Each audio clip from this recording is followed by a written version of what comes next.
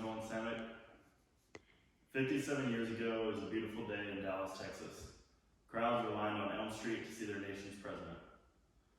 A perfect day full of excitement for many, until straight out of a movie, on November 22nd, 1963, John Fitzgerald Kennedy was assassinated.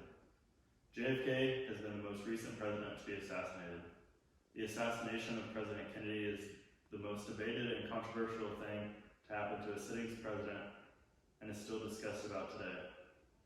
The three most important events that happened that day was the location of the shot, the shooter, and the ramifications after the event. The location was at the Dallas Book Depository on Elm Street, where shots rang out 57 years ago.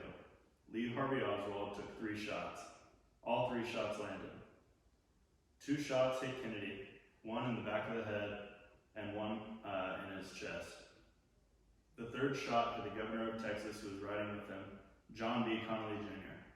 And although John B. Connally Jr.'s shot was not fatal, he was paralyzed. Kennedy's limousine sped to Parkland after the first shot, and he was pronounced dead at 1 p.m., just 30 minutes after the shots. The shooter, Lee Harvey Oswald, was the lone shooter on November 22nd. He fired 3 shots from the southeast corner of the Book Depository in Dallas.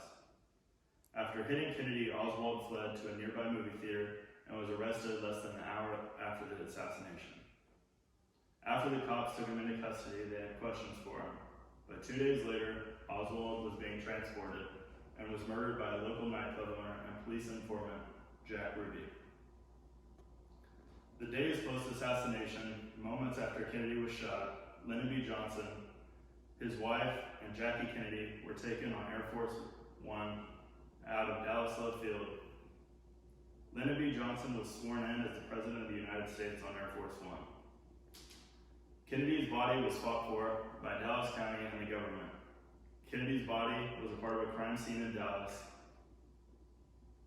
although the government wanted to take his body to do their own autopsy in Maryland.